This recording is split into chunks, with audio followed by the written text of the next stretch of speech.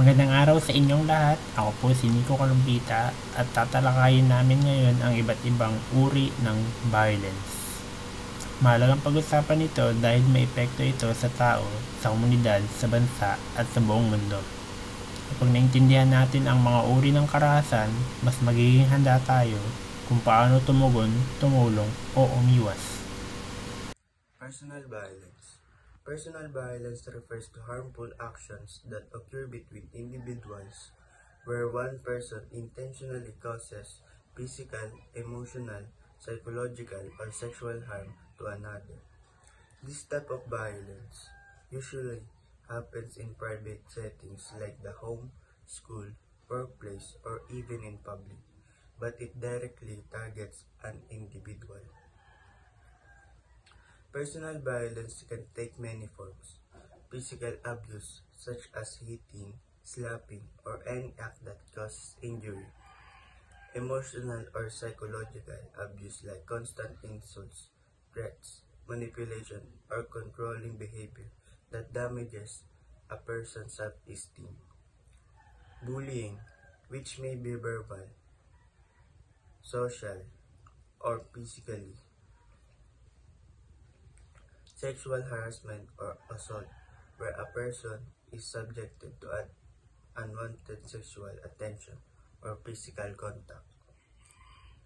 This kind of violence deeply affects the victim, not only through immediate harm but also a long-term consequences such as trauma, depression, anxiety, or difficulty trusting others. In short, violence is direct harm to an individual that breaks their sense of safety and dignity. Jack, I said stop playing around and eat. You better start eating if you know what's good for you. Mom. What did you do? How many times do I have to tell you? When are you going to learn? You never listen. Stay away.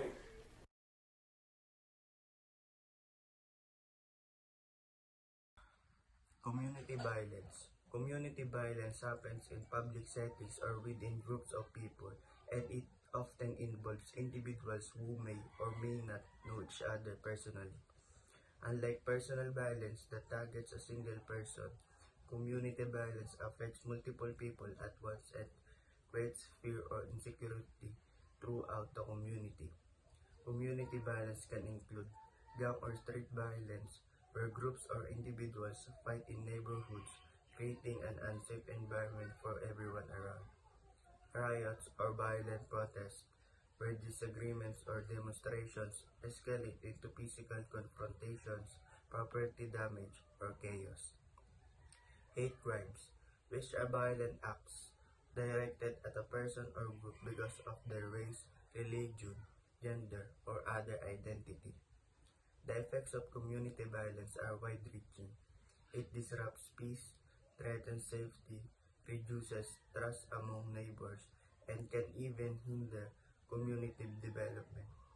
People living in areas with frequent community violence often experience fear, trauma, and lack of opportunities because of the unsafe environment. In short, community violence harms not just individuals, but the whole community by spreading fear, mistrust, and insecurity. 10 years. Counting or not counting gang violence?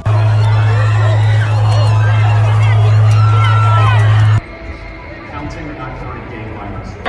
Shooters that have been in America over the last 10 years. Counting or not counting gang violence?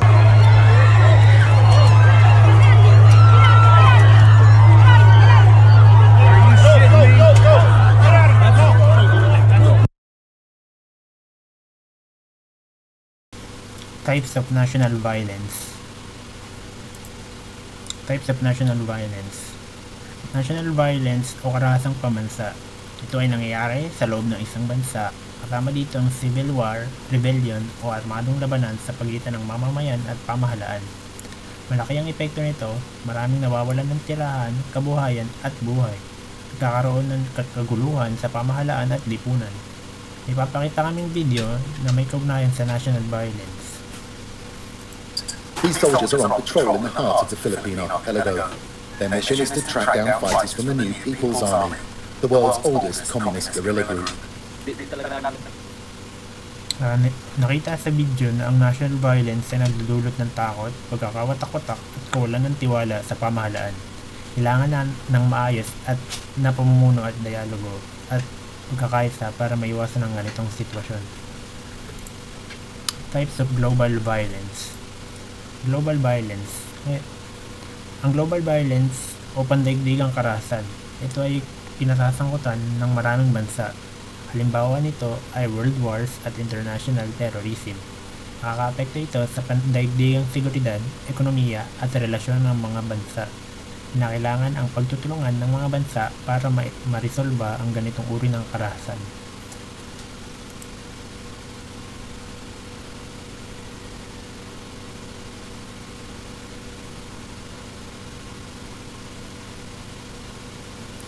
Pinakita sa video ang karahasan sa pagitan ng mga bansa at nagdulot ito ng malawakang problema.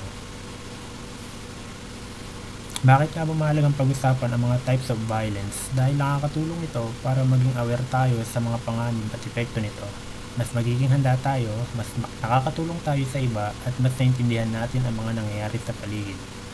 Ang kaalaman ay isang hakbang tungo sa mas ligtas na lipunan. Pag alam natin ang mga uri ng karahasan, mas nagiging responsable tayong mamamayan. Maaari tayong maging bahagi ng solusyon sa pamamagitan ng edukasyon, pakikilahok at paggalang sa kapwa. Violence may exist everywhere, but peace always comes with us first. With a small understanding, we can make a big difference. Thank you. Ayun lang po. Maraming salamat sa inyong pakikinig.